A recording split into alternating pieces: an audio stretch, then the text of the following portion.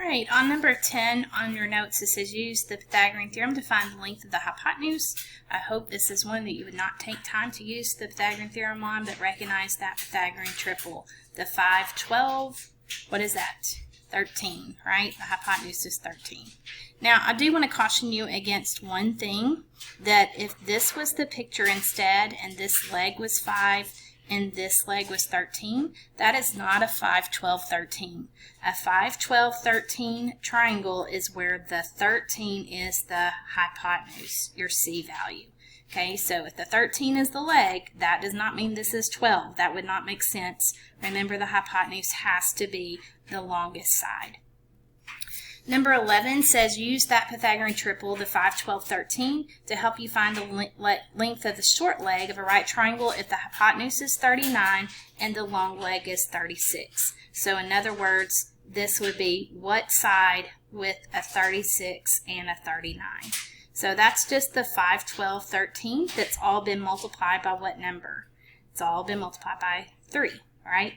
3 times 3 is 13, 3 times 12 is 36, so 3 times 5 would give me that side length of 15.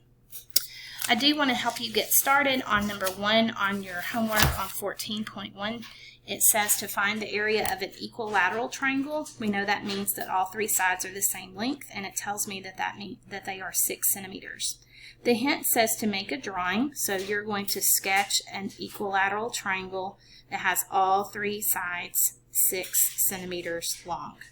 And you're going to be finding the area of the smaller one when you draw a segment that divides that triangle into 2 equal triangles. So if you draw a segment going straight down here, remember we have learned that if we draw one special triangle from the vertex angle of an isosceles or from any vertex on an equilateral, then it's all 4 of those special segments. It's an angle bisector, it's a median, so I know these parts are congruent, it's a perpendicular bisector, so I know that's a right angle.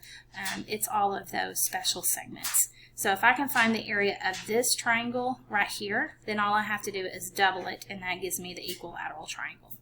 So the fact that this segment is dividing this side into 2 equal parts tells me each side here is 3. So I'm going to focus on that small right triangle that has this side is 6 centimeters and the small side here is 3 centimeters, and find this right here. So you can see you can apply the Pythagorean theorem on that since it's a right triangle, and that'll give you this part. Now this part right here is the height of the small triangle, and remember to find the area of a triangle, it's 1/2 the base times the height. And so you're going to do 1/2 times 3 times whatever you find that to be, and that'll give you that small triangle, and then all you have to do is double it.